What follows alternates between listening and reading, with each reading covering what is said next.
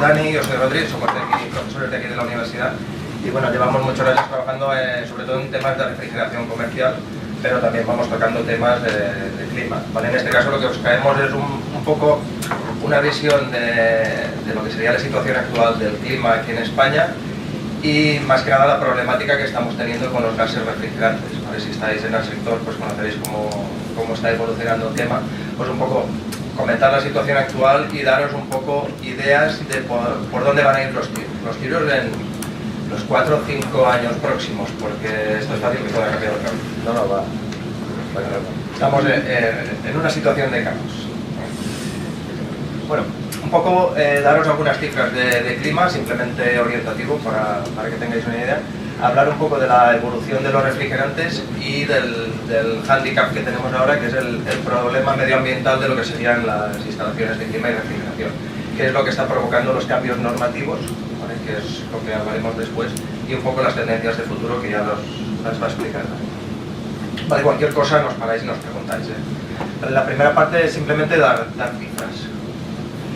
Todos sabemos lo que es climatización. En climatización lo que buscamos o lo que debemos garantizar pues es garantizar el confort. ¿Vale? Siempre se habla de condiciones de temperatura, humedad, calidad de aire, movimiento del aire y ruido. ¿Vale? Eso es lo que debemos cumplir. No obstante, cuando hablamos de climatización, desde el punto de vista técnico, ¿vale? Tenemos que considerar estas cosas de aquí. Coste de inversión, ¿vale? Por ejemplo, la presentación de antes hablaba de unas tecnologías que cada vez tienen menos coste de inversión y están dando más rendimiento. Hablamos del coste energético, del mantenimiento, del espacio, de la reglamentación y de cualquier otra cosa asociada al sistema. Los problemas o los hándicaps fundamentales hoy en día son el coste energético y la reglamentación. Tenemos o sufriremos en los próximos años unos cambios de reglamentación muy importantes.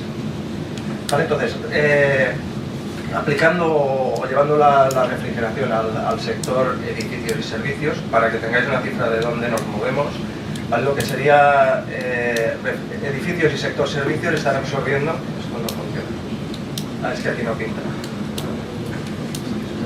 ¿vale? Están absorbiendo alrededor de un 26,1% de toda la energía que se consume en España, ¿vale? Ahí tendríamos pues una parte de refrigeración en azul y la parte de calefacción en color rojo, ¿vale? Que son los principales consumos. Si nos metemos en el sector de la refrigeración y calefacción, pues el 51,4% de la energía que se consume en España, en este sector, se va a calefacción y clima. Lo que supone en número global, pues que el 13,4% de toda la energía que consume el país se va a estos servicios, que es un paquete, una tarta de pastel importante. ¿Vale? Aquí. Bueno, ya refiriéndonos a los dos grandes sectores, el doméstico y el sector servicios, ¿vale? En el sector doméstico, pues alrededor del 48% de la energía que consume el sector doméstico se va a calefacción y a refrigeración, ¿vale? Veis que la refrigeración tiene un paquete pequeño, ¿vale? Este paquete ha crecido en los últimos años, ¿vale? Sobre todo en los últimos años se está instalando mucha aerotermia, pues se echa mano también de esos equipos para la parte de la refrigeración, ¿vale? Ese pastel va creciendo. Y en el sector servicios, que es donde tradicionalmente tenemos los sistemas de frío, pues vemos que la refrigeración ya tiene una proporción más importante. Tendríamos un 26,2% de refrigeración y un 31,1% de calefacción. Estamos hablando del 48% de la energía que se consume en viviendas se va a instalaciones de clima y en servicios un 57%, que es básicamente el consumo. Un poco tocar los dos temas. El tema de la eficiencia, ¿vale? Ya llevamos años trabajando en tema de eficiencia energética a nivel europeo y en concreto los sistemas de clima, pues ya se aprobó el reglamento del 2012, ¿vale? que exige unos requerimientos mínimos de eficiencia a los fabricantes de equipos, ¿vale? O sea, que los equipos que podemos adquirir ya en Europa pues han pasado un filtro de rendimiento energético. De todo lo que no obtiene una calificación energética mínima, pues ya no sale. Entonces, esa parte está regulando la forma de trabajar de los fabricantes y eso pueden salir al mercado pues máquinas con una garantía de eficiencia energética mínima. ¿Y qué tenemos? Bueno, esto sería un poco clasificar lo que tenemos actualmente en Europa. ¿Vale? En Europa, en cuanto a grandes equipos para grandes edificios, pues básicamente el 70% estamos trabajando con máquinas de desplazamiento positivo, chillers, ¿vale? Los chillers clásicos de toda la vida por compresión, que bien llevan tecnología de pistones o tecnología de tornillos. Algunas máquinas enfriadoras de agua y algún equipo centrífugo, sobre todo en grandes instalaciones. Lo que serían las máquinas de absorción es muy poquito. Y en cuanto al sector pequeño, destaca que todo está basado en compresión. Aquí tenemos una distribución de un 45% de enfriadoras de agua, rooftubs, compactos, unitarios, VRVs y space, ¿verdad? Todo trabaja en base a la misma tecnología, sobre todo en instalaciones pequeñas. Y ahora entramos en el tema, ¿vale? En el tema que es los refrigerantes que vamos a utilizar. Pues bueno, un poco la revisión de las bombas de calor y equipos de aire acondicionado aire-aire, ¿vale? Que son las pequeñas normalmente.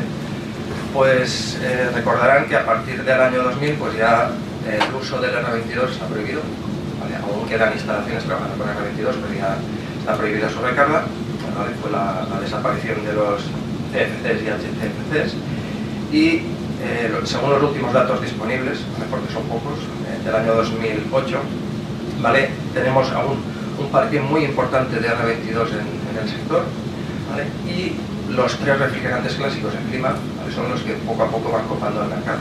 ¿Vale? Siempre hablamos del 134, 407 y 410 por ahora, ¿vale? Que estos son los que están teniendo problemas. En cuanto a chillers, pues en chillers ocurre lo mismo, ¿vale? Básicamente tenemos 22, 134, 407 y 410, aunque chillers ya desde hace años pues están trabajando con chillers de amoníaco, si han visitado las ferias habrán visto que ya están en el mercado, que trabajan con hidrocarburos o incluso con CO2, sobre todo para aplicaciones de bomba de calor. ¿Vale? Y esto es un poco la evolución que tuvieron estos equipos a partir de la aprobación del reglamento sobre los HCFCs. ¿Vale? Y ahora entramos un poco en el tema. ¿Vale? Os voy a repasar un poco lo que sería la evolución de los refrigerantes, que lo habréis oído infinidad de veces, supongo. Simplemente es por ver a dónde vamos. ¿Vale? Los refrigerantes y lo que es el frío nace en 1830, que es cuando Perkins patenta la primera máquina de producción de frío. Pues desde ahí hasta el 930 aproximadamente fue el nacimiento de lo que es la refrigeración, los principios y los fundamentos. En esos momentos, ¿vale? Se utilizaba la generación de refrigerantes que conocemos como disponibles, ¿vale? Que era de lo que disponían en aquel momento para meter dentro de la máquina. Pues había sustancias como el amoníaco, CO2, LSO2, ¿vale? El metiléter, bueno, todo lo que tenían disponible en aquel momento y que podía funcionar dentro de una máquina. Hasta que Midgley, ¿vale? Midgley en el 1930 descubre los freones, ¿vale? Que Midgley fue una búsqueda de refrigerantes pagada por carne. Realmente el descubridor de los refrigerantes, aunque se asocia al Midgley, fue subvencionado por Carter. Entonces, a partir de ese momento se dispone de unas sustancias no inflamables, no tóxicas, seguras, que trabajan a media presión, media-baja presión, que provocan el impulso masivo de lo que sería la refrigeración y el aire acondicionado. ¿Vale? Esta generación, ¿vale? Los seguros y estables, el R12, el R11, el 502, ¿vale? Estos fluidos que yo ya he reconocido. Hasta el 87. En el 87 se detecta el agujero en la capa de ozono y a nivel internacional se empiezan a tomar medidas para contener el uso de estos fluidos. Se firma el protocolo de Kioto en el 97 y al final acabamos en el año 2000 prohibiendo los CFCs en Europa y los HCFCs, que aquí el fin del uso creo que fue el 2010, o el 2015 si era más general. Esta generación nos lleva a la siguiente, ¿vale? A la actual, lo que son los gases protectores del ozono. Eliminamos ya los refrigerantes con cloro en la composición y empezamos a trabajar con fluidos de la familia HFC, 134, el 407, el 152A, todos los que estamos utilizando ahora.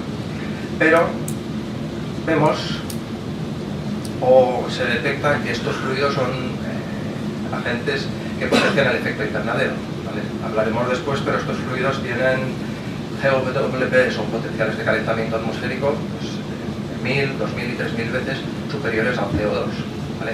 Y que en parte están generando, pues están contribuyendo al problema del calentamiento del planeta. Entonces, primero desde la Unión Europea, después a nivel mundial, como veremos después, pues se está poniendo freno al uso masivo de estas sustancias.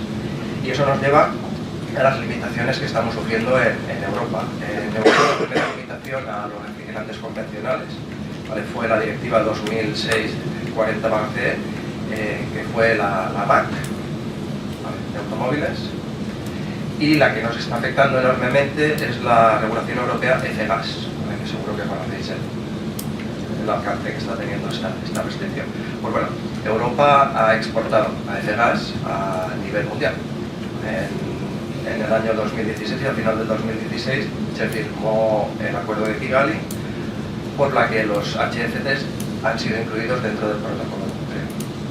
O sea, que lo que nos está pasando aquí va a pasar al resto del mundo. Una cosa, no es un problema que tengamos nosotros. Pues bueno, y esta es la situación actual.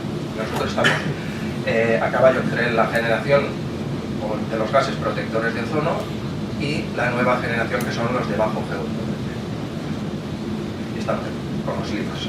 Pues bueno, en el mercado tenemos pues, números, ¿vale?, como esto que tenéis aquí, R22, 404, 600, 134, son lo que más o menos tenemos actualmente, excepto ciertas pequeñas instalaciones.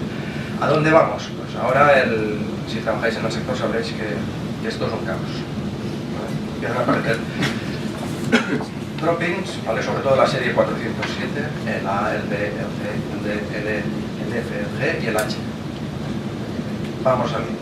Empiezan a aparecer nuevos fluidos, los HCOs o hidrofluorolefinas, el R32, del que hablaremos después, el propano, amoníaco, CO2, 600A. Vamos, es un caos. Y aquí lo que me gustaría resaltar, y luego Dani os lo comentará, que son, ¿vale?, en negro represento los fluidos de alta seguridad, ¿vale?, y en rojo los fluidos que tienen menor seguridad, ¿vale? Sobre todo nos vamos a fluidos inflamables o ligeramente inflamables. Y eso implica cambios normativos brutales en proyectos, en mantenimiento de equipos, en manejo de gases. ¿Pero también a nivel europeo o solamente a nivel España? No, la reglamentación viene de Europa, lo que aquí ahora tenemos que adaptar nuestros reglamentos, ¿vale?, y todas las leyes a lo que viene de Europa, ¿vale? Estamos en ello, se está trabajando en ello, pero se está yendo muy lento. ¿Y habría algún día que se podía hacer al revés? Primero adaptar antes de imponer. Sería un detalle lógico. Pero bueno, ya sabemos cómo funciona. Perdona por interrumpir. No. Eso es un aporte positivo a la charla. Bueno, y otras cosas que van a salir por ahí, no en el sector clima, pero en otros sectores sí. A ver, la nueva generación que va a venir y está bien. Bueno, diferencias fundamentales. Con los refrigerantes que vienen, a excepción de algún drop-in son refrigerantes nuevos que podemos utilizar directamente en instalaciones antiguas, ¿vale? En clima, muy poca cosa, ¿vale? Los drop-ins para instalaciones de climatización por ahora no existen, ¿vale? Entonces, con los refrigerantes nuevos no podremos utilizar o seguir utilizando las instalaciones viejas, ¿vale? Eso hay que tenerlo muy en cuenta, sobre todo si vais a plantear algún proyecto en este momento, ¿vale? Deberéis ver futuro o preguntaros por dónde va a ir el futuro. ¿Qué es lo que va a venir? Pues en la mayoría de casos van a haber cosas inflamables, mediamente inflamables, altamente inflamables, dependerá de la aplicación. Y uno de ellos, por ejemplo, es el R32, que se está promoviendo mucho. El R32 es un fluido ligeramente inflamable y que tiene otra característica, que trabaja a alta presión, un poco más que el 407. Y en bombas de calor, pues lo conoceréis, el CO2, que se está empezando a utilizar masivamente, primero en supermercados y ahora va extendiéndose a aplicaciones de calefacción. Pues bueno, como conocéis, estamos en un momento muy complicado, tanto en el sector refrigeración como en el sector clima, ¿vale? Ahora es difícil tomar decisiones. Y bueno, un poco la problemática, ¿vale? Simplemente dos aspectos para que entendáis por qué está surgiendo todos estos cambios. ¿Vale? La Unión Europea se ha establecido limitar el calentamiento global del planeta, o en nuestro caso de las emisiones que estamos emitiendo al ambiente por culpa de la producción de energía eléctrica y por culpa de emisión de gases de efecto invernadero, como los refrigerantes. ¿Cómo lo tabula la Unión Europea? Pues lo tabula en función del parámetro GWP, o potencial de calentamiento atmosférico. Es un parámetro muy sencillo, ¿vale? El CO2 contribuye en una unidad al calentamiento atmosférico, el refrigerante contribuye en X, GWP, al calentamiento atmosférico. ¿Vale? Para que veáis algún valor, emitir 1 kilo de 134 a la atmósfera es lo mismo que emitir 1301 kilos de CO2. ¿Vale? 404, que es el de refrigeración comercial, pues alrededor de 4000, ¿vale? O sea, 1 kilo de 404, una tonelada, pues 4 toneladas de CO2. ¿Vale? Aquí los representativos son el 134, el 410, estamos hablando de 2000. Entonces, la Unión Europea, en base a estos gases, lo que ha establecido son limitaciones que comentaremos después, que están teniendo unas consecuencias notables. ¿Vale? Pues bueno, una crítica a la Unión Europea: realmente las instalaciones tienen dos efectos negativos. ¿Vale? Uno es el GWP, que es la emisión directa del gas, y otra, el consumo energético. El consumo energético, como no viene de renovables en nuestro país, pues está emitiendo CO2. En vez de fijarse en eso, se ha fijado únicamente en GWP, y en algún caso nos está abocando a tecnologías que son menos eficientes que las que tenemos actualmente, pero tienen un refrigerante bueno. ¿Vale? ¿Cómo lo deberían plantear? Pues con el parámetro TEWI. ¿Vale? Si habéis manejado el reglamento de instalaciones frigoríficas, uno de los apartados es el cálculo del TEWI. Pues el TEWI debería incluir lo que es el efecto de fugas del gas a la atmósfera y el efecto indirecto, ¿vale? O contribución al calentamiento atmosférico debido al consumo de energía. Que sería la manera que hubiese tenido que hacerlo. ¿Vale? Ya os pasará la presentación. Me voy aquí, que es lo más interesante. ¿Vale? Simplemente un ejemplo para que veáis. ¿Vale? En rojo simplemente os represento lo que sería el TEWI, o las emisiones de CO2 a la atmósfera, en dos partes. Bueno, son tres, pero realmente son dos. ¿Vale? En rojo tendríais la contribución por fugas, y en azulito lo que sería la generación de CO2 por consumo eléctrico. Estos son para una máquina de 22 kilovatios trabajando durante 15 años, que es lo habitual en este sector. Pues bueno, la Unión Europea simplemente se ha fijado en el rojo, no se ha fijado en el azul. ¿Vale? Una crítica, pero es lo que han hecho. Vale. Y entramos un poco en lo que quiero resaltar. El marco normativo que tenemos y el que va a ser, ¿vale? Un poco lo que está cayendo. A ver, todo lo que viene de nivel europeo y nivel estatal, que está copiando lo que viene de Europa, tiene un objetivo, que es limitar o reducir al máximo el uso de ruidos de GWP, el R134, el 404, el 410. ¿Vale? Esos fluidos limitarlos al máximo, para que el impacto de estos sectores, frío y climatización, sea el mínimo posible.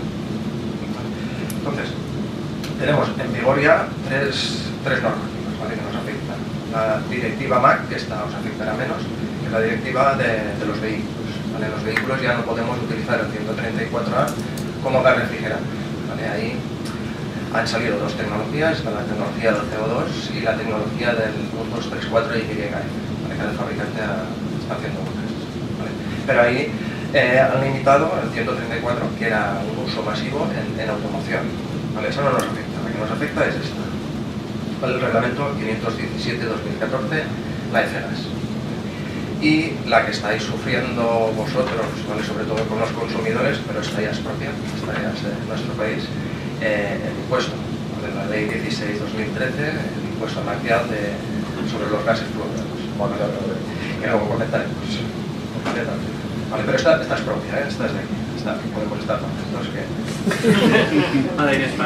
Y lo que está viniendo, bueno, lo que os comentaba, la EFGAS europea se ha exportado al mundo, ¿vale? en el acuerdo de Kigali, una enmienda al protocolo de Montreal. Esta entra en vigor en 2019 porque ya ha sido ratificada por suficientes países, ¿vale? Entonces esto nuestro va a pasar a todos. Luego estamos en fase de trabajo para modificar el reglamento de instalaciones frigoríficas. Tenía que estar a principio de año, se prevé que estará a final de año. Los cambios son brutales respecto al antiguo, entonces aquí habrá que ver cómo trabajamos. Y aparte, ¿vale? Os he comentado que nos vamos, o la tendencia es ir a fluidos cada vez más inflamables, por eso implica cambios en todos los estándares de seguridad de fabricación de los equipos. Este que es respecto a las cargas máximas y el IEC que es el reglamento o el estándar eléctrico para fabricación de equipos. Tenemos el paraguas encima, pero no tenemos la solución aún aprobada, ¿vale? Entonces estamos en una situación un poco compleja. Entonces, ahora simplemente me gustaría comentar algunas cosas o las consecuencias que está teniendo la FGAS y la ley 2016, la ley del impuesto, ¿vale? Sobre la situación actual y un poco para preveniros de lo que puede suceder este año. Entonces, la FGAS tiene tres objetivos. Bueno, el objetivo es uno. El objetivo es eliminar los refrigerantes de alto GWP. Lo hace de tres maneras. Estamos hablando de prohibiciones al uso, que esta nosotros pensábamos que era la más importante, pero estamos viendo que no. Reducción de disponibilidad de gas en el mercado, que esta es la que está reduciendo el uso. Y después la prohibición de recarga, pero está en clima no afecta tanto, ¿no? Es para equipos comerciales e industriales, sobre todo en refrigeración. Entonces las prohibiciones simplemente he referido lo que tendría que ver con clima, ¿vale? Que es de acuerdo a la jornada. Entonces la Unión Europea o la FGAS ha establecido fechas clave para la prohibición del uso de gases. Vamos a hablar de gases, ¿vale? Los que utilizamos en clima. Entonces, por ejemplo, equipos portátiles de aire acondicionado, los pingüinos de toda la vida, pues a partir del 2019 prohibido utilizar 134, 407 y 410. Eso nos plantea el problema, que son máquinas muy pequeñas. Splits, que esto ya vamos tocando más, splits con carga inferior de 3 kilos HFC, ¿vale? A partir del 2024, más o menos, 24-25, prohibido 134, 407 y 407. O sea, que si vendéis o proyectáis una máquina actualmente con 134, 407, 406, sabréis que a partir de este momento va a tener problemas. ¿Vale? Bueno, los problemas están ya encima de la mesa. ¿Vale? ¿Qué permite la norma? Pues la norma permite lo que son refrigerantes con un GWP o PCA por debajo de 750, lo que tenemos aquí. ¿Qué queda? El R32, que por ahora no lo podemos utilizar legalmente en España, y el CO2, ¿vale? Pero el CO2 tiene complejidad y encarece mucho. Y para lo que serían splits o máquinas de carga elevada, los chillers y enfriadores grandes, aquí sí que se permite utilizar los mismos fluidos que estamos utilizando ahora, básicamente porque son equipos que no fugan, ¿vale? Entonces la normativa es un poco más laxa. Bueno, tendríamos la restricción de recarga, pero esta ya os digo que no aplica al sector clima. Pero lo que sí que nos está afectando mucho es la reducción de disponibilidad de gases en el mercado, ¿vale? Y este es lo que está provocando el caos, ¿vale? Entonces, simplemente contaros un poco, por si no lo conocéis, ¿vale? Cuando se aprobó la FGAS estableció como objetivo, ¿vale? Para el año 2030 utilizar tan solo un 21% del gas que utilizábamos en el periodo, o que utilizamos en el periodo 2009-2012. 2009-2012 se hizo el promedio y esa fue la cantidad de gas de referencia que podíamos utilizar. Entonces la Unión Europea estableció un calendario progresivo de reducción, ¿vale? Lo que llamamos el phase out. El año pasado redujimos solo un 7% del gas disponible en el mercado. Este año estamos aquí. Vamos a pasar del 93 al 63. ¿Vale? El año más crítico es este. Entonces, ¿cómo se mide esto? Se mide en toneladas equivalentes de CO2. Es decir, multiplicamos los kilos del gas por el valor de GWP, que es nuestra referencia. ¿Vale? Entonces, las consecuencias de la reducción de disponibilidad. Básicamente la demanda está siendo la misma. Si hay menos gas en el mercado, el precio aumenta. Ahora veremos cómo aumentar. La consecuencia es esa. ¿Vale? Y el periodo más crítico, os digo, es este año. Este año estamos en febrero. ¿Vale? Aquí podéis tomar medidas. ¿Cómo lo vemos? Bueno, la reducción de disponibilidad la podéis ver en el precio. Esto simplemente es el de tarifa de Comarc o de Comercial IVA o de cualquier distribuidor de gas. Simplemente he cogido los dos fluidos de referencia, 134 y 404. Tienen en línea discontinua lo que sería el precio del gas y en línea continua el incremento debido al impuesto del que hablaremos después. Y estos son datos de noviembre de 2013 hasta diciembre, creo que recogimos los datos en diciembre. Aumentos de precio. ¿Vale? El 134 ha subido un 549% y el 404 un 1600%. Y estamos ya en febrero. ¿Vale? Esto va a seguir subiendo, no hay gas en el mercado, pues lo estamos pagando a precio de oro. Eso sin añadir el impuesto. ¿Vale? Pero el impuesto al final va a ser una cosa despreciable, tal como está evolucionando. ¿Vale? Hay algún artículo interesante sobre el tema, pero bueno, lo dejo ahí. ¿Vale? Entonces, la F-Gas va a reducir la cantidad de gas que tenemos en el mercado, ¿vale? Y esa ley no afecta solo a fabricantes de gas, sino que afecta a cada importador comprador de gas, ¿vale? Pequeñas empresas, ¿vale?, que están dadas en el sistema de la F-Gas, solo pueden comprar como máximo el 63% del gas que compraron en el periodo 2009-2012, ¿vale? Que está extendido a todos los sectores. ¿Vale? Gente más o menos o empresas que utilicen unos 100 kilos al año o por ahí, no tengo los valores exactos, pero entonces es un problema general. Y después, simplemente comentar un poquito la tasa que tenemos en España, que esto lo que ha hecho es anticipar o ayudar a anticipar al sector a que se mueva. Sin la tasa empezaríamos a movernos ahora. Con la tasa nos hemos movido, llevamos moviéndonos hace 2 o 3 años. Que no digo que esté de acuerdo con la tasa, estoy totalmente de acuerdo cómo se ha gestionado, en desacuerdo cómo se ha gestionado esta tasa. ¿Vale? Entonces, en España pagamos una tasa de 0,02 por el valor de GWP por kilo de refrigerante. ¿Vale? Empezó con una implantación progresiva del 33, del 66, pero ahora ya estamos pagando al 100%. ¿Qué supone? Pues bueno, por ejemplo, 134A, estamos pagando una tasa de 22 euros por kilo. La tasa ya es despreciable frente al precio de gas. ¿Vale? El precio del 134 puede estar fácilmente por 50 euros kilo o más. ¿Vale? Cuando hace 5 años valía 3 euros. No hablemos del 404. El 404 paga 79 euros por kilo. El precio ya estamos por 150-200 euros del kilo. Y a final de año no sabemos cómo estará. Bueno, todo eso hay que añadir. Pero vamos, esto es lo que habréis gestionado con los clientes. Y el precio del gas. Sí, esto es solo tasa, pero la tasa lleva incluida el IVA, además, que no es que te ponen un impuesto por el gas, pero además te lo incrementan con el ¿Impuesto especial como el alcohol? Sí. Por temas medioambientales.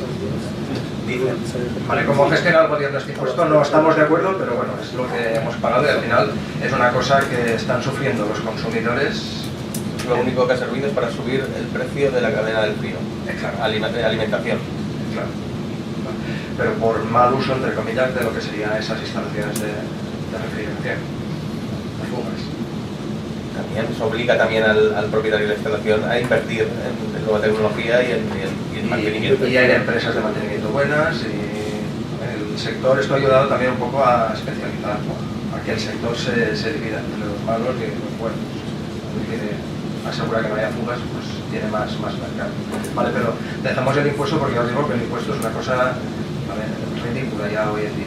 ¿Vale? Sobre todo, veremos este año un incremento de precios de los gases extremo. Si hasta ahora ha subido un 500%, probablemente a final de año ni siquiera podamos comprar gas, porque no habrá en el mercado. Lo pagaremos a precio que sea. Alguna instalación va a caer, ¿vale? Pero es como están las cosas. Vale, entonces yo simplemente acabaré con esta parte. Como ven, la Unión Europea está matando el uso de los refrigerantes convencionales. ¿Dónde vamos a ir? Pues vamos a ir a lo que esté permitido. ¿Vale? Lo que esté permitido es poco. ¿Vale? Poca cosa permitida para trabajar sobre todo en clima. Vamos a empezar a ver las instalaciones de climatización, de bombas de calor sobre todo de R32, ¿vale? Que es el R32 es la mitad del 410. El 410, la mitad es R32. ¿Qué problema tiene el R32? Que es ligeramente inflamable, ¿vale? Y esto tiene unas connotaciones en las instalaciones, ¿vale? En el reglamento de seguridad, que por ahora no las contempla, y en las empresas que pueden tocar ese tipo de equipos. Luego, hablamos del 410. Pues el 410 tiene un impuesto y es caro. Las empresas están sacando gases como el 454B, que son sustitutos de bajo GWP. Pasamos a 573, es poco, pero con connotación A2F, ¿vale? Ligeramente inflamables, misma consecuencia. Y para instalaciones que utilicen el 134, pues están el 513, el 450, hay varios, ¿vale? Pero todos tienen sus problemas. Y están apareciendo en el mercado, pues desde hace ya 10 años más o menos, los HCOs, que es lo que se considera como nueva generación. El YF, el ZE, el ZD, todos ligeramente inflamables, a excepción de este, que es el que se utiliza en chillers centrífugos, pero de los cuales sabemos aún poco. Sabemos que tienen poca duración en la atmósfera, duran pocos días, se destruyen porque llevan dobles enlaces de carbono, pero generan ácidos y generan problemas, ¿vale? No sabemos dónde llegaremos. ¿Vale? Acordaros de las generaciones previas, que una el ozono y la otra el calentamiento. Veremos qué pasa con esto. Gases más tóxicos y más explosivos. Bueno, explosivos no, porque realmente la molécula tiene un poder de inflamabilidad muy bajo, pero generan ácidos. Sobre todo es el TFA, ácido trifluoroacético, creo que no nos daña a nosotros, pero sí que se va acumulando en el terreno, ¿vale? Debido a la lluvia. Pero no se saben cuáles son las consecuencias aún, ¿vale? Ya llevan pocos años y hay muy poca cantidad de gas en el mercado. Pero bueno, veremos qué pasa. Y eso es lo que hay, no hay nada más, ¿vale? Ni se prevé que se pueda sacar ninguna cosa más. Vale, y bueno, si tenéis alguna duda, o ahora o lo comentamos después. Ahora Dani os va a comentar un poco cómo está el mercado. Gracias.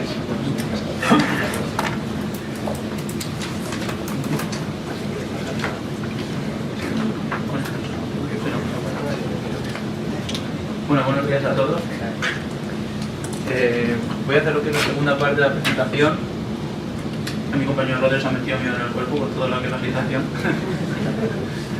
Ahora vengo yo para poder hacerlo un poco más light, os da miedo. Pero bueno. Entonces, en lo que son las tendencias de futuro, pues bueno, como bien ha comentado mi compañero, van todas ligadas al fin y al cabo a utilizar refrigerantes que tengan bajo GWP, principalmente. La otra parte es que las instalaciones sean más eficientes. Y una parte que estaría realmente, no a caballo entre las dos, pero sí relacionada con el GWP, es reducir sobre todo la carga de las instalaciones. Eso también sería otra vertiente que también se tiene en cuenta para poder cumplir con las premisas que se habían comentado anteriormente. Es decir, ya no sirve colocar un depósito de acumulación que tenga 5 o 10 kilos, meter el refrigerante queda igual, ya no, ¿vale? Tiene que ser soluciones que tengan una carga reducida, ¿para qué? Principalmente para poder cumplir con lo que se había comentado anteriormente y también con las condiciones que aparecen en la reglamentación actual. Entonces, en cuanto a las tendencias, pues bueno, una de las posibilidades que tenemos es utilizar los drop-ins, como ya ha comentado Rodri, que sería, tengo una instalación actual que está trabajando con un refrigerante, ese refrigerante sé que va a tener problemas de cara al futuro, voy a utilizar otro que tenga menos GWP, en parte para reducir lo que sería la tasa, es decir, pagar menos, y en parte también para que sea una instalación a largo plazo. ¿Qué problema tengo? Pues que la gran mayoría de esos sustitutos son de tipo inflamable o ligeramente inflamable, la gran mayoría. Hay algunos que no, pero implican cambios ya mayores. Entonces, por ejemplo, a modo orientativo, es decir, de los que actualmente se están vendiendo en el mercado, por lo menos a nivel de España, fuera a lo mejor de España o en otros sitios puede ser que aparezcan otro tipo de fluidos, pero sobre todo los que nosotros tenemos comercialmente disponibles son los que tenéis aquí. Para el caso del 134A, como es un refrigerante que se utiliza a caballo entre lo que sería climatización y también en refrigeración, digamos que hay más alternativas. Por ejemplo, para el caso del 407C, instalaciones de aire acondicionado y 407C, no conozco ninguna alternativa que sea sustitución directa. El 407C se ideó de alguna manera para sustituir al R22. Podemos colocar R22 en igual al 407 y solucionamos el problema, ¿vale? Volvemos a un problema anterior y así podemos estar hasta el infinito, es decir, no hay una solución directa. Pero por ejemplo, el 134A existen 4 alternativas, hay otra más paralela, que sería el CO2, que después hablaré, que tiene una mención aparte, ¿vale? Tiene una mención especial. En el caso de lo que sería 134A, pues bueno, tenemos dos droppings que son el 513A y el 450A. Son refrigerantes que prácticamente lo que hacen es reducir a la mitad, más o menos, lo que es el GWP. Es decir, que entramos dentro de esos 750, que no sé si creo que es la ley. Pero, por ejemplo, no existen instalaciones o no hay instalaciones nuevas que se estén vendiendo que ya directamente llevan 513 o 450. Casi siempre son 134A o 410. ¿Vale? No hay con 513 o 450. Básicamente el 450 y el 513, que después lo comentaremos, cómo funcionan un poco, lo que llevan es YF y ZE. ¿Vale? Es decir, 1, 2, 3, 4 YF, 1, 2, 3, 4 ZE en su composición. ¿Por qué? Porque tienen muy bajo GWP y permiten pues, reducir lo que sería la concentración. Aparte tenemos utilizar YF puro, directamente en una instalación de aire acondicionado. Eso, por ejemplo, a día de hoy no se suele utilizar, bueno, de hecho no se utiliza, solamente se tiene en exclusividad, por así decirlo, para lo que sería instalaciones de aire acondicionado en vehículos. En lo que sería una instalación convencional, ponerla con YF, el precio que tendría solamente el refrigerante vale más caro, no que esa instalación, sino que 2 veces la misma instalación, es decir, no tiene mucho sentido. Y después tenemos el 152A, que el 152A es un, podemos decirlo así, primo hermano del 134A, tiene prácticamente la misma estructura, lo que pasa es que tiene más hidrógeno, con lo cual es inflamable. Tiene un comportamiento muy bueno, lo que pasa es que tiene el problema de ser inflamable. Además es de tipo categoría A2, es decir, más inflamable, pero que sea, por ejemplo, el R32, que es una A2, una clasificación un poco inferior. Entonces, de las 4 soluciones posibles, paralelamente estaría el CO2, que después ya os digo, comentaremos. Como utilizar como drop-in, solamente podríamos tener el 513 y el 450. Los otros dos serían de tipo inflamable. ¿Vale? Esto sería sustitución directa o con pequeños cambios en lo que es la instalación. Después tenemos el 410. El 410 sí que plantea pocas alternativas. El 410, como bien ha comentado Rodríguez, un 50% es R32, el otro 50% es 125. Entonces se le añadió 125 de R32 para no hacerlo inflamable, simplemente. Con eso tenía un GWP de 1924. Entonces, si vamos a uno que tenga por debajo de 750, o utilizamos R32 puro, o utilizamos dos variantes que tenemos ahí, que al fin y al cabo son R32 mezclado con YF o ZE, que también son A2L. Es decir, en cualquier caso los sustitutos son todos inflamables, ¿vale? Lo que sería 410. Y finalmente para el 407 pues no tendríamos una alternativa de momento a día de hoy. En la siguiente tabla lo que he puesto al final de toda la columna, después lo veremos más en gráficas, es qué pasa cuando yo sustituyo por una sustancia de tipo drop-in. Es decir, muchos de nosotros pensamos que existe un refrigerante que es sustituto, ese refrigerante va a mantener las mismas prestaciones que el original, va a funcionar igual de bien y va a ser una maravilla. Normalmente no suele ser así, ¿vale? Para empezar, normalmente la potencia frigorífica siempre suele disminuir. Entonces, un equipo de aire acondicionado que genera menos potencia en las mismas condiciones significa que está más tiempo funcionando. Si está más tiempo funcionando, ¿qué significa? Que está más tiempo consumiendo energía.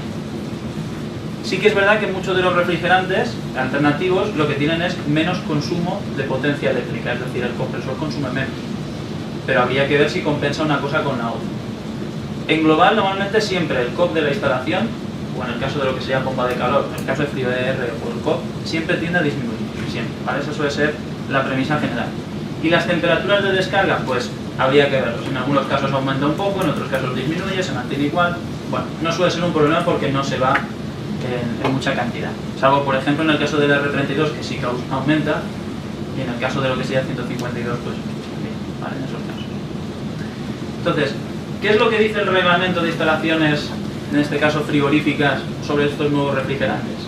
¿Vale? Pues ahí es donde tenemos un poco de problema. Según el sistema, según el reglamento, en el RESIF, no se aplicaría sobre sistemas de refrigeración compactos, aire acondicionado y portátiles con carga inferior a 0,5 kg. ¿Vale? En teoría, sobre esas instalaciones no se aplica, bien sea del grupo A1 o del grupo A2. Eso en teoría es así, lo que pone actualmente. Sin embargo, si las instalaciones tienen más de 0,5, ¿vale? O también son instalaciones, bien no sean compactas o no, ahí ya entra una instalación que es susceptible de tener problemas, en el sentido de que tiene un refrigerante de tipo A2 o A2L. Entonces una instalación de nivel 2, por lo cual tiene que ser instalada por una empresa que tenga ese nivel, para empezar. ¿Vale? Es decir, no puede ser cualquiera, tiene que tener unos requisitos determinados según el reglamento para que puedan instalar. Además, antes de la puesta en servicio, debe de cumplir una serie de condiciones. Entre ellas, se debe de presentar al órgano correspondiente a la comunidad autónoma la documentación exigida por el artículo 21 de RESIF, entre otros, un proyecto certificado de dirección técnica de obra. Es decir, dime. ¿Mayor hasta qué cantidad de kilos? ¿No tiene un límite? Creo que es hasta 2,5. Hasta 2,5. Un nivel 2 para 2,5 kilos. Bueno, a ver, si estás en un nivel 2 y es en este tipo de instalaciones, claro, también te depende un poco, no te depende completamente, de lo que vaya a ser el local en el cual tú vayas a instalar, del tipo de local. Claro. Pero los tipos de local, si son de tipo A2, es hasta 2,5. Y lo de la carga que tú puedes introducir es la mitad de la carga que te saldría por el cálculo y como máximo 2,5. Para tú poder colocar en un local normal, pública Google. Entonces, claro, ¿eso qué quiere decir? Que si yo quiero poner un aire acondicionado de R32, por ejemplo, basándonos en lo que sería el reglamento tal cual está escrito y demás, necesitaría hacer un proyecto de obra para poner un aire acondicionado. No, para poner un split doméstico. Me explico, doméstico. No, estamos hablando de chicas, Pero tú estás hablando del RESIF, no del RITE. No, yo te estoy hablando de RESIF. Claro. Pero es que climatizar una vivienda no es RESIF. Pero también te remite. Es que sí, La normativa de seguridad de gases sí que te lleva ahí. te lleva al RESIF. Si trabajas con más de medio kilo, tienes que aplicar al RESIF. Te lo lleva el RESIF. Entonces, claro, es una cosa que no tiene lógica. Entonces, estamos a la espera de los cambios del RESIF, a ver qué es lo que te dice. Si realmente, por ejemplo, para refrigerantes de tipo A2L, pues se abre un poco más la mano y se deja ser un poco más laxo en eso.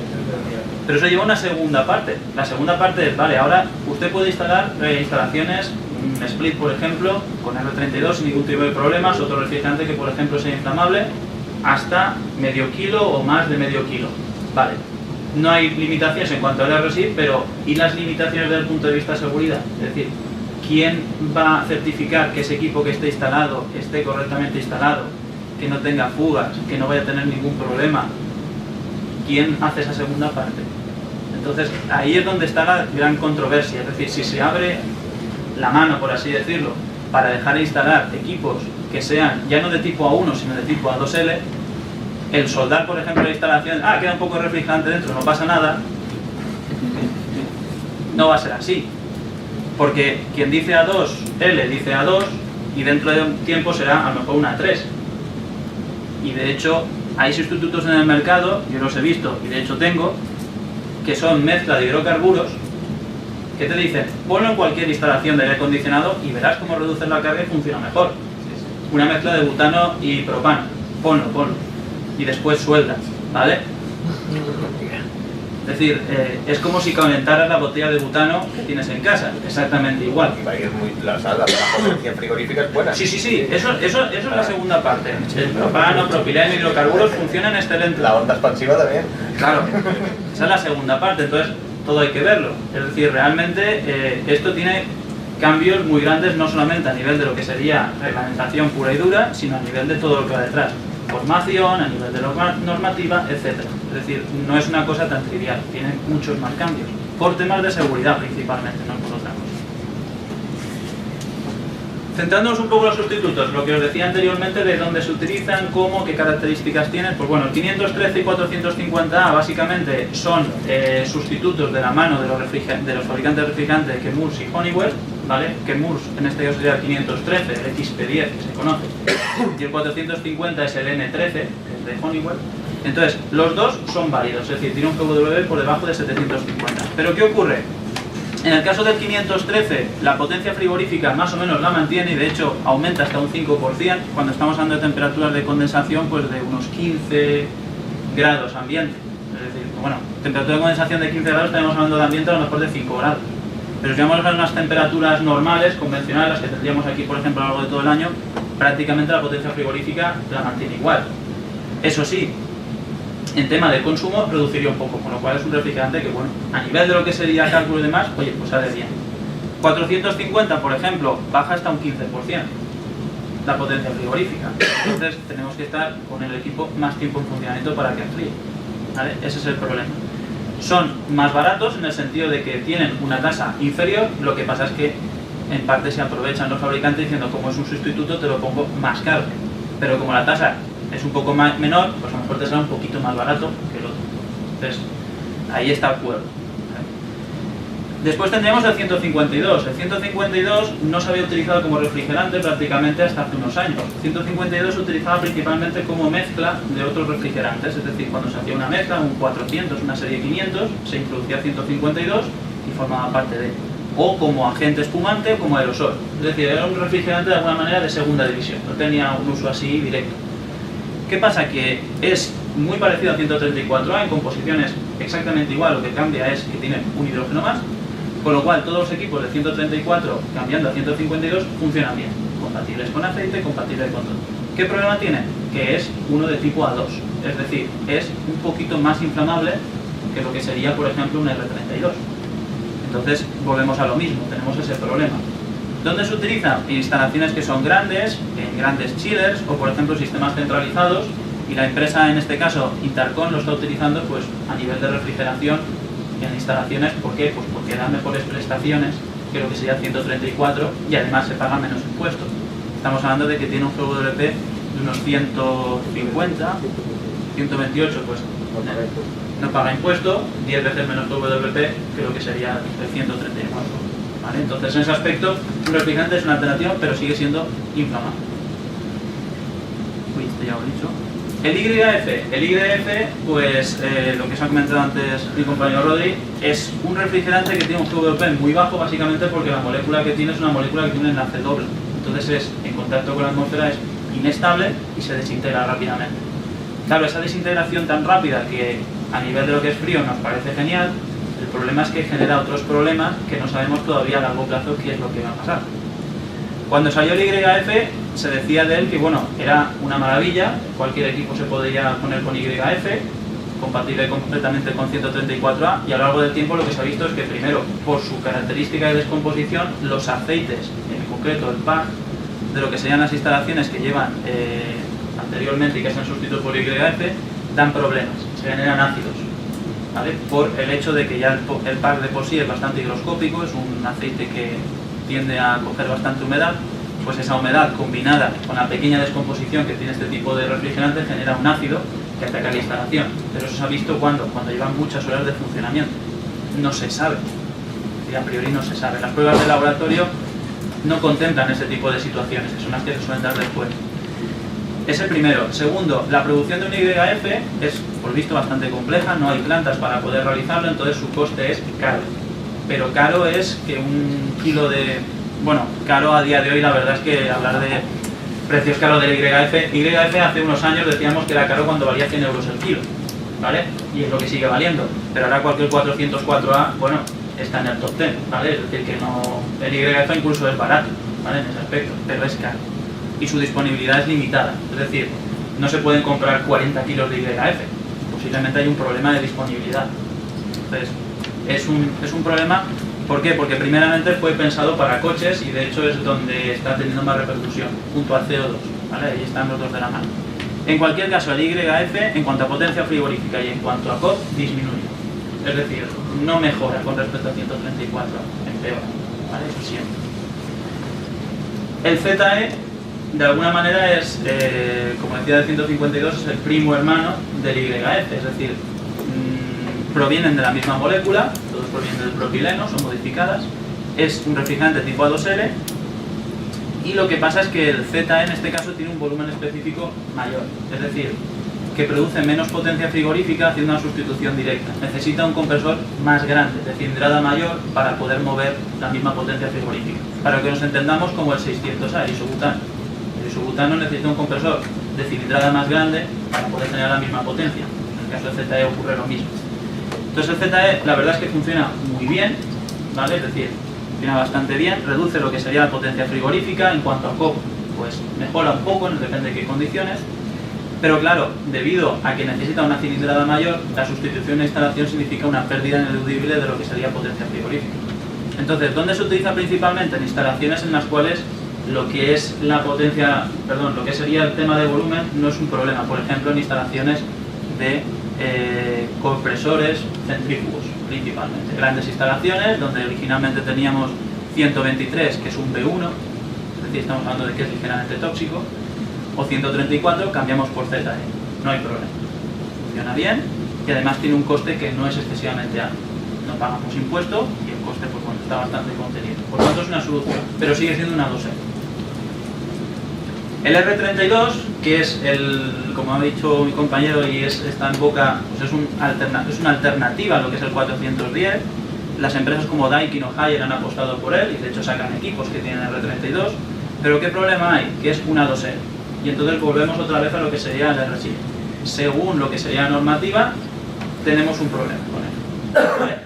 En cuanto a comportamiento, es muy parecido al 410, tiene una presión de trabajo ligeramente superior. En cuanto a COP, da mejores prestaciones que el 410, da más potencia frigorífica, tiene una temperatura de descarga también un poquito mayor y su reconversión es directa, es decir, yo puedo coger, entre comillas, un equipo de 410, poner R32 y que funcione. Funcionar va a funcionar, ¿vale? Los componentes son los que son. Otra cosa es que cumpla con los estándares de seguridad correspondientes, es decir, que las conexiones que yo tenga, que la exposición de la parte eléctrica, todo eso, cómo vaya a afectar a lo que sería el equipo, eso es otra historia, ¿vale? Por eso, lo que comentaba anteriormente mi compañero es el tema de todos los cambios en reglamentación, es que es un cambio en todo, es decir, si yo coloco un refrigerante desinflamable, tengo ese problema. Las otras alternativas que hay, los 452B y el 454B, son muy parecidos. Realmente lo que hacen es coger, en lugar de meter un 100% de R32, combinan un poquito con YF y ZE, entonces consigue una mezcla que es igual de inflamable, pero que en prestaciones más o menos son similares, es decir que ahí nos movemos muy poco, con 410 el margen es muy pequeño. Y luego viene la otra parte, ¿vale? Que es el CO2.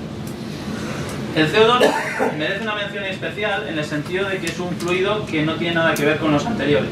Es decir, todo lo que hemos visto hasta ahora son fluidos que tienen fluido en su composición, sustancias fluoradas, ¿vale? Todos, incluyendo el HFO, todos tienen flujo.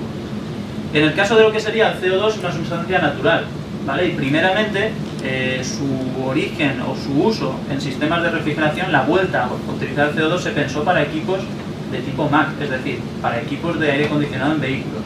¿Por qué? Porque era más compacto, era un fluido que era muy denso, con lo cual, aunque yo redujera mucho lo que sería el tamaño, era un fluido que en cuanto a pérdidas de carga no lo iba a notar, y como trabajaba a altas presiones, oye, pues me daba también para poder bajar lo que era el volumen de los equipos.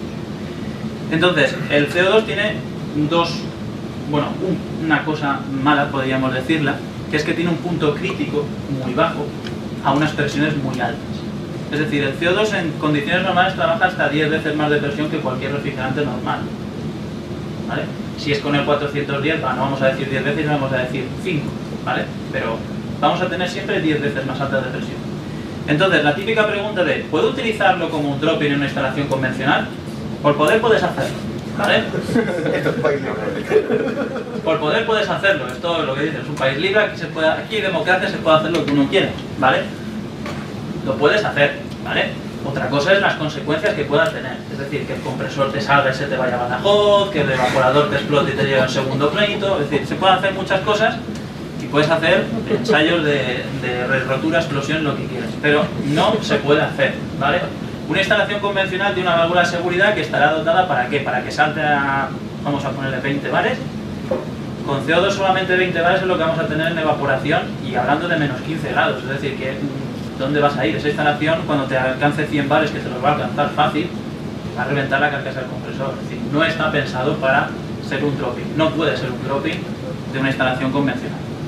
De hecho, ahora os enseñaré lo que son las fotos que siempre pongo para que os veáis lo que son el tamaño que tienen esos compresores, ¿vale? En cuanto a espesores. Entonces, tiene una temperatura crítica muy baja. ¿Eso qué significa? Significa que el puntito que nosotros tenemos aquí, que normalmente en una instalación normal, esto prácticamente ni le damos importancia de ningún tipo, porque ese punto que se llama punto crítico suele estar a 100 grados, 80 grados, 90 grados y nunca vamos a alcanzarlo. Aquí vale 31. ¿Eso qué quiere decir? Pues que como un día normal de verano tengamos una temperatura ambiente de 30 grados, que es muy fácil tenerla, pues no vamos a ser capaces de condensar en esa instalación. Entonces, como no vamos a ser capaces de condensar, tenemos que, en lugar de trabajar dentro de la campana, que sería la condensación clásica de todos los sistemas de frío que todo el mundo conocemos, es decir, el esquema básico que hemos visto toda la vida, pues vamos a tener que irnos aquí fuera. ¿Y qué pasa aquí fuera? Pues esto es como cuando yo empecé a estudiar el CO2. Es una incógnita muy grande, es decir, ¿qué hay ahí? ¿Vale? Pues lo que hay ahí es un fluido supercrítico que ni es gas ni es líquido, tiene unas características muy peculiares, y entonces eso le da a la instalación una cierta peculiaridad, un comportamiento muy peculiar, que el resto de instalaciones no tienen. Y es que yo tengo, por una parte, una presión en lo que es la zona de disipación de calor, para que nos entendamos en lo que es la zona de condensación, que no está ligada con la temperatura. Es decir, temperatura estará fijada por el ambiente, pero la presión será variable y la tendré que controlar. Para que nos entendamos, necesitamos dos sistemas de expansión. Necesitamos un sistema de expansión que me controle la presión, un sistema de expansión que me controle el evaporador, como hasta ahora lo habíamos hecho, ¿vale? ¿Se puede hacer con capilares? Se puede hacer. Lo que pasa es que la instalación, su comportamiento se sale bastante de la zona óptima de funcionamiento. Esa es la siguiente parte. El CO2, por su comportamiento en régimen transcrítico, el compresor en sí consume una potencia mayor que lo que sería la potencia de un compresor convencional. ¿Eso qué significa? Pues que a nivel de lo que sería el ciclo penaliza su comportamiento. El COP de lo que es la instalación es bajo, ¿vale? Entonces ese COP bajo lo que afecta directamente es a lo que sería el comportamiento de instalación en consumo.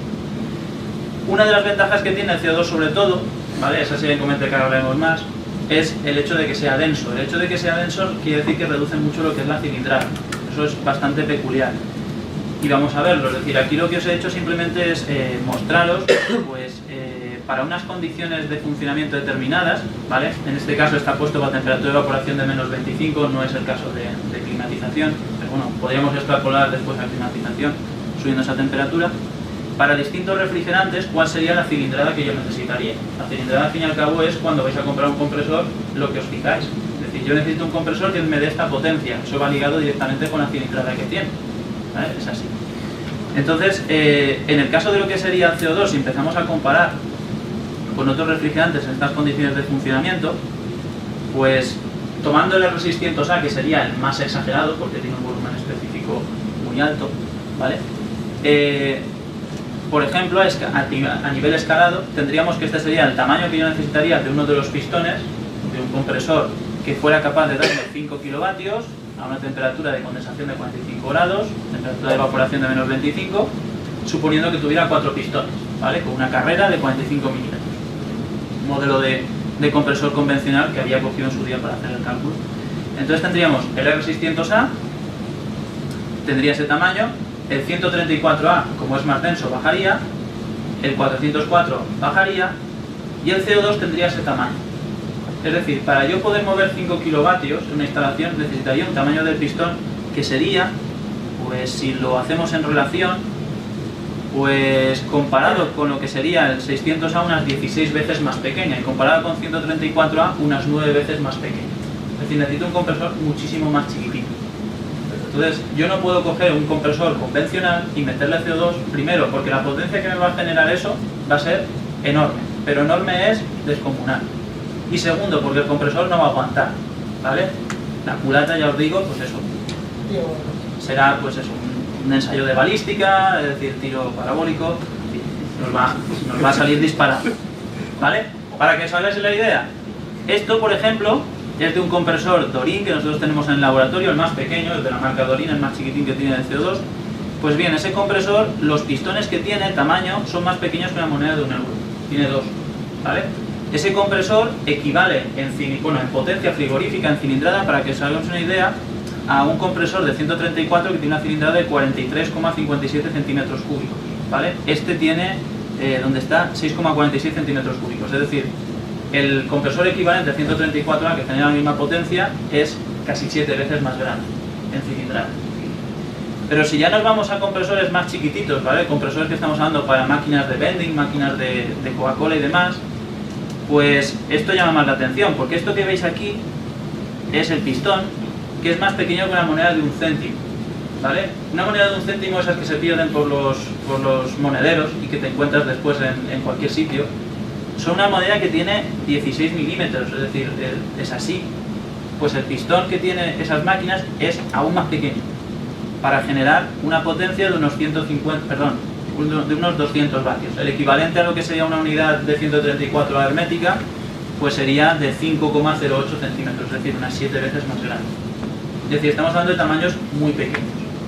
Eso es una ventaja porque trabaja a altas presiones, sería la siguiente parte, vamos a ver, y al trabajar a altas presiones, ¿qué ocurre? Pues reducimos el tamaño, conseguimos ser más compacto y lo hacemos de alguna manera, entre comillas, más ligero.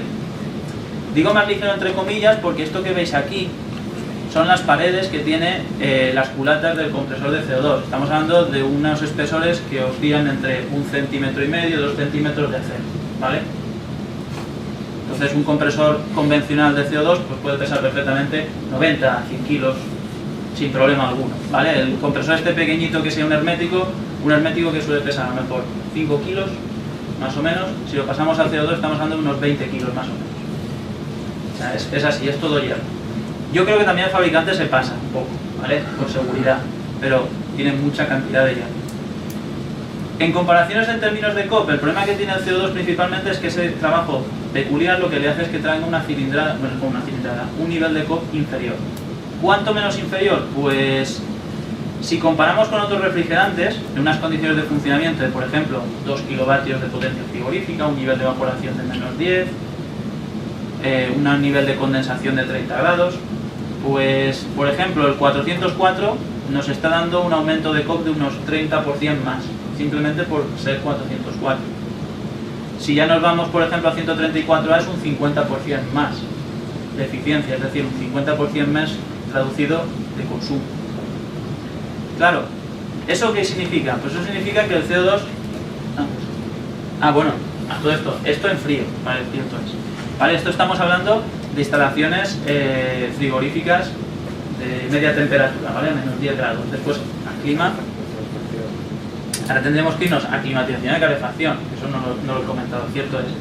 El CO2 tiene una ventaja muy buena, y es que a pesar de que tengamos este COP tan malo en frío, por así decirlo, como bomba de calor es muy bueno, muy bueno.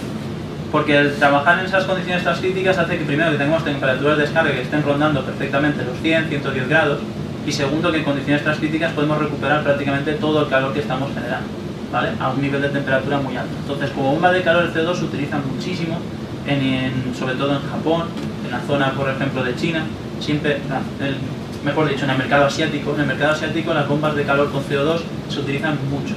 Y en el mercado, por ejemplo, de la zona de Noruega también, allí se utiliza también CO2 como bomba de calor.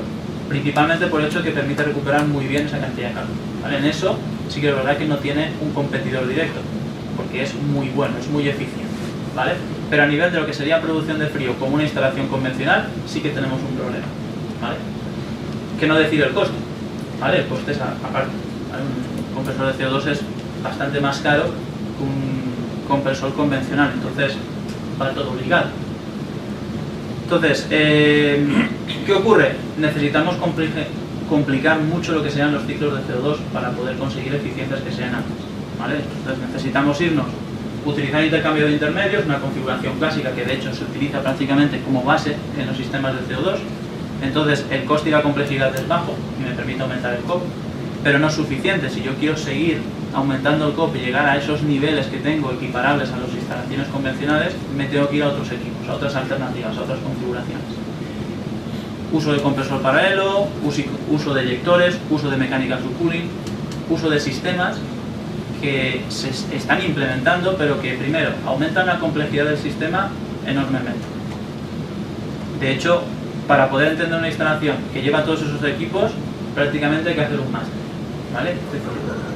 Os lo digo de corazón. Es decir, yo hay veces que veo instalaciones de esas y tengo que estar voy a dedicarme todo el día a entender cómo funciona el sistema que han puesto aquí, porque es muy complicado, pero muy complicado. Es decir, ya empiezan a coger, intercambiar de un sitio, ahora cojo este fluido, te lo llevo aquí. Yo creo que el que en la fábrica no sabe ni lo que hace en la instalación, sinceramente, porque es muy complicado. Que ya no decir si metemos el sistema de eyectores, eso es ya, eso está en otro mundo, es decir, el diseño de lo que sería un eyector como elemento que mejora la eficiencia de lo que es equipos de CO2 es complicado, muy complicado. El sistema de regulación es tremendamente complejo. Y donde funciona, o en los equipos donde está funcionando, por ejemplo, el Carrefour que tenemos en la Avenida del Mar, tiene todo este CO2 y tiene el sistema con eyectores. La máquina funciona y nadie sabe por qué, ¿vale? Es decir, esa máquina está funcionando, tú preguntas, pero no, funciona. Es decir, aquello funciona y desde otro sitio del mundo habrá alguien que la estará monitorizando y sabrá cómo funciona, pero es muy complicado. Es decir, ¿qué quiere decir eso? Que una persona tradicional que trabaja toda su vida en frío, que ha estado formada para los equipos actuales y demás, se encuentra con una instalación de CO2 y se encuentra con un problema muy grande, porque es muy complicado. Aparte de eso, otra cosa de mención especial es, por las presiones de trabajo que tiene el CO2, pues los equipos, las soldaduras y demás, en lo que es el reglamento, por ejemplo, no establece en ningún momento la certificación de una persona que sepa soldar para poder hacer una instalación de frío convencional. En una instalación de CO2, como no hagas una soldadura bien hecha, te va a fugar, sí o sí. Pero es que si no la haces bien hecha, a lo mejor te puede reventar por la soldadura.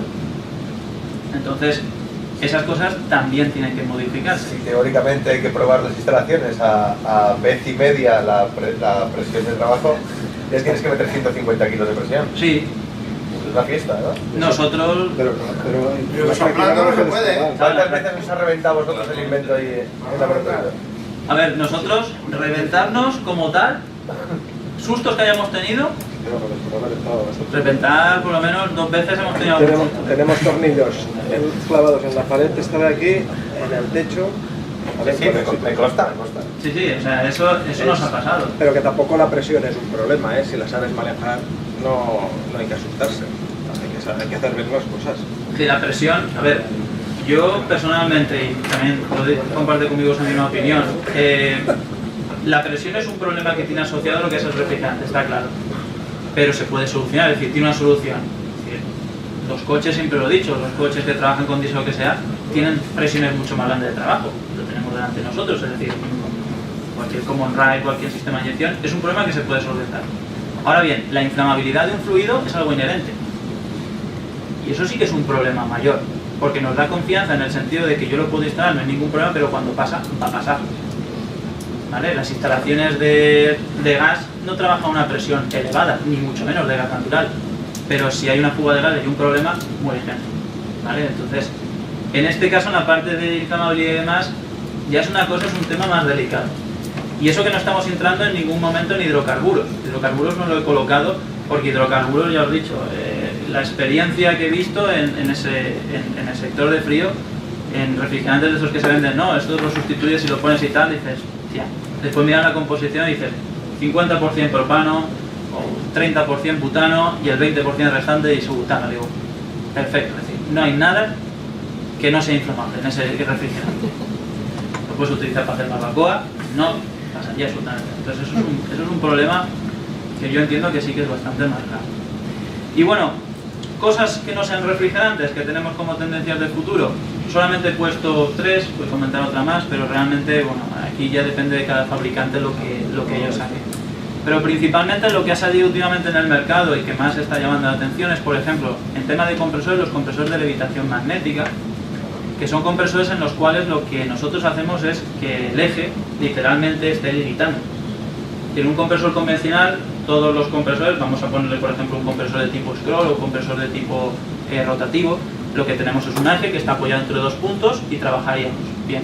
En los compresores de levitación magnética lo que hacemos es introducimos imanes permanentes de tal manera que el eje esté levitando, es decir, no tenga puntos de contacto, ni tengamos rodamientos, ni tengamos cojinetes. Con lo cual, ¿qué ocurre? Que estamos disminuyendo un montón lo que son las pérdidas. Además, no hace falta que le metamos aceite. Sí, en algunos casos sí. para complementar el tema de este tipo de compresor, el problema que tienen es cargas parciales, porque trabajan, o vas condensando por agua o entonces pierden bastante eficiencia en cargas parciales. Claro. Para barcos sí que salían los números. Salían. Aquí en la universidad creo que hay 2 chicas que van así. el edificio que tenemos de la biblioteca que hay enfrente, bueno, allá, el edificio de edificios, déjame ubicado, el segundo edificio de la biblioteca lleva equipos de levitación magnética, por ejemplo. Si lo suyo es combinarlo con sistemas, a lo mejor que cuando la temperatura es muy alta y a altas condensaciones, entonces utilizas esto solo lo utilizas para regular cuando... Claro, de hecho es por eso, es decir, la regulación que tiene es muy buena, porque la entrada y la salida es muy rápida, es decir, te permite una regulación muy buena, te permite mucho volumen porque estamos hablando de turbocompresores, es decir, ya son centrífugos, con lo cual te permiten grandes potencias y entonces en esa imagen sí te permiten todo ese ahorro. Obviamente para cargas parciales que sean o para cargas pequeñas no es un equipo que sea al uso, por así decirlo. Y otro problema es el mantenimiento, que también es muy Claro, esa es la segunda parte. Lo mismo que ocurre en el CO2, cuanto más complicada la instalación, más electrónica tiene, porque estos sistemas tienen un montón de electrónica y más en estas condiciones, y más compacto es la instalación, al final es una instalación que entiende en 4, ¿vale? Y es una instalación que cuando hay algún problema tienes que llamar al servicio técnico, lo que es la casa, para que envíen a alguien para que te la revise, y ya está. ¿Se ha mirado la rentabilidad y el periodo de retorno de inversión de esa instalación o ha sido un brindis al sol de eso? Pues en teoría, la de aquí de la universidad está estudiada y analizada y ponía que se recuperaba. O sea, en un tiempo que era menor que en el caso de los compresores alternativos. Vale, pero ¿eso se hizo a priori de la instalación? Sí, se hace pero Vale, ¿y a posteriori de la instalación alguien ha hecho un seguimiento? es que no sé cuánto tiempo lleva, no sé si lleva un año funcionando, una cosa así. Yo, lo que te puedo decir es unas con instalaciones de clientes nuestros. No lo sé todavía cuánto lleva. No, que la experiencia con este tipo de equipos es lo que os decía. Por ejemplo, en el norte de Europa funciona muy bien, por lo que decíamos, por las temperaturas de trabajo de condensación alta. Entonces, si tú tienes una refrigeración condensando por agua, es una maravilla. Cuando vas condensando por agua, ahí los rendimientos caen picados por el problema de las cargas parciales.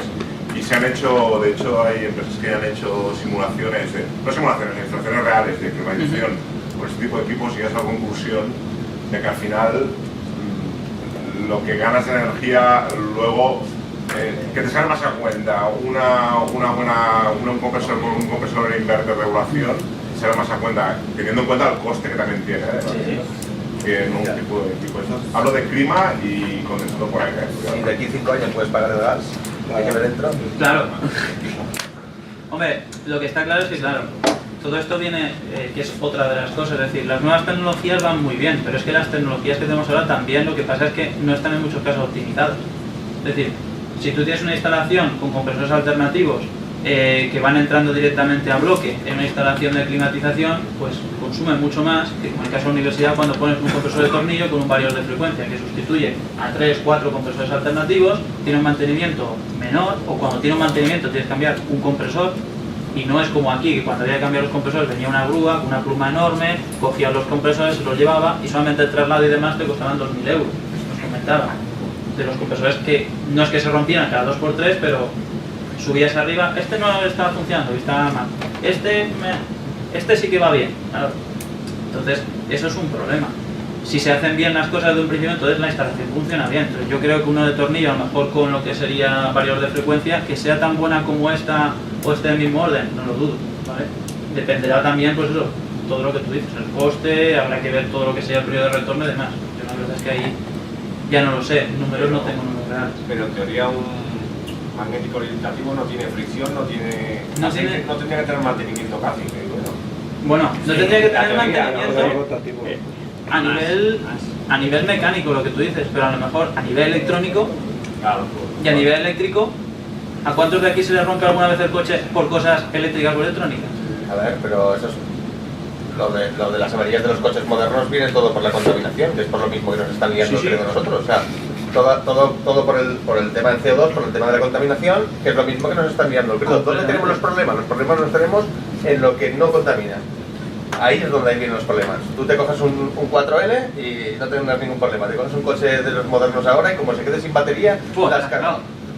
No, es así. No lo arrancas. Es así.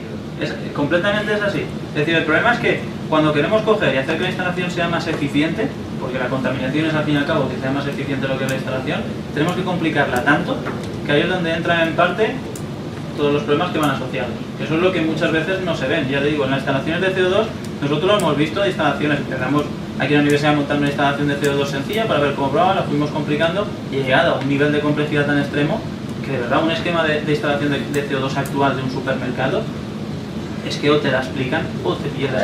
Y dentro de la UGI hay gente que está muy mal. No son agresivos ni son peligrosos, pero están muy mal, ¿eh? Yo conozco gente aquí dentro de la UGI que cuidado, que cada uno en su campo, ¿eh? Sí, ¿no?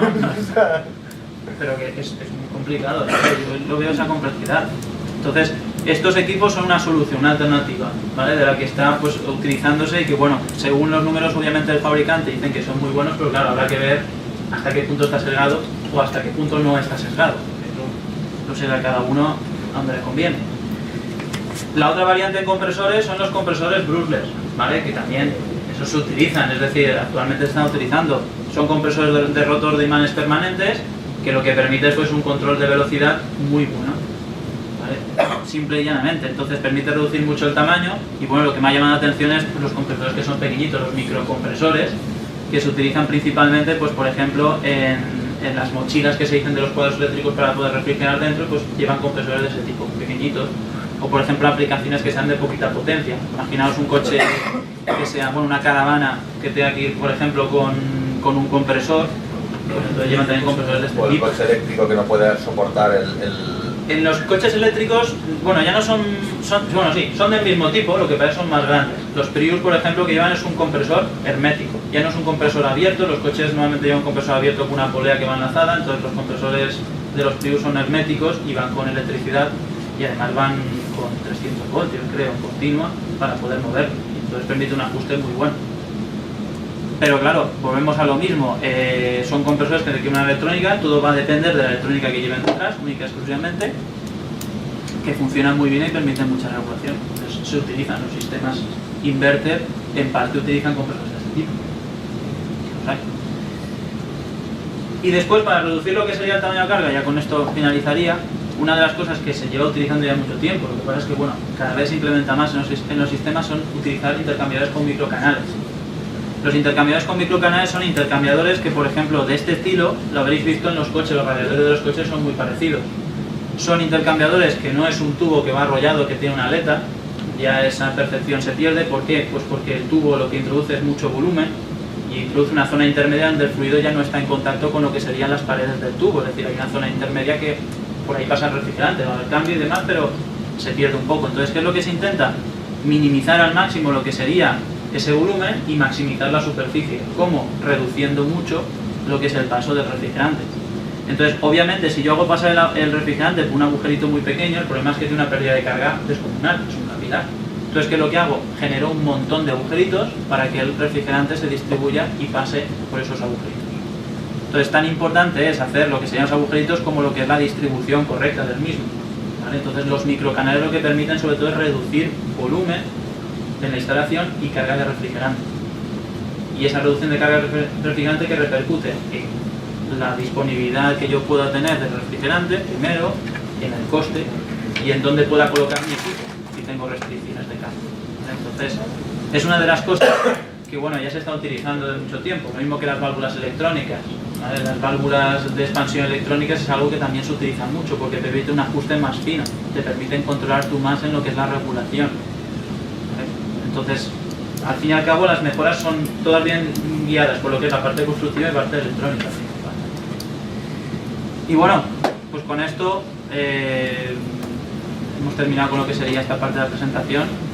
Yo os damos las gracias y si tenéis alguna pregunta, pues estaremos encantados de contestar. ¿Vale? Que seguro que habrá alguien que tendrá cuestiones. Pues, ¿lo del Carrefour habéis hecho en colaboración vosotros? No. O sea que si el eyector tiene un ahorro un 20% o el motor en paralelo, no lo sabéis tampoco. En esa instalación No hay datos. No. Claro, pone en papel pero no... Ahorrar, teóricamente, lo que no sabemos concretamente esa instalación cómo está funcionando, ni esa ni otras que hemos estado viendo. Los datos son top secret por ahora, pero funcionan. Los datos que aporta, por ejemplo, Carrefour u otros sitios relacionados con esto, siempre son teniendo en cuenta un aspecto importante y es, antes tenía este supermercado donde tenía todos los muebles abiertos, y donde vendía mi producto con muebles abiertos, y ahora he cambiado a supermercado con todos los muebles cerrados Eso baja mucho. y mejora un 30%, ya vale, pero ¿cuánto es esa mejora asociada a el mueble y asociado al eyector? Eso no se sabe. Entonces, claro, es muy fácil decir que es una ahorro de un 30% cuando has hecho todo nuevo. Es como si comparas lo que tú has dicho. Tengo un Renault 4L y lo comparo con un coche ahora. Coño, el coche sigue funcionando igual. Lo que pasa es que, claro, has introducido tantas mejoras que no sabes qué es aporta cada caso. Ahí ocurre lo mismo.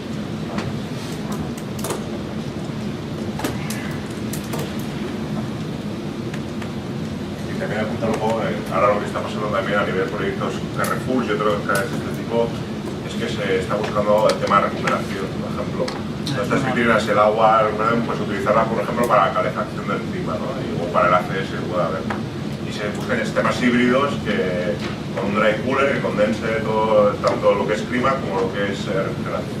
Y un poco también es la tendencia que últimamente existe. Sí, sí. Sí, pero es peligroso mezclarlo todo en uno porque te lo juegas toda una carta. No, pero tienden a eso, los grandes supermercados tienden a hacerlo todo. Una instalación que te aporte frío negativa, frío positiva y clima. Y ACS. ECS, todo. Misma central. Ten en cuenta que una instalación de un supermercado realmente no la puedes tener parada. O sea, sí o sí tiene que estar funcionando. Entonces, calor vas a tener disponible. Entonces, Carrefour, por ejemplo, lo que tiene son, creo que eran 2 depósitos grandes de la pesa para recuperar el calor, los utilizaba. No sé si tiene integrado frío o clima, creo que no.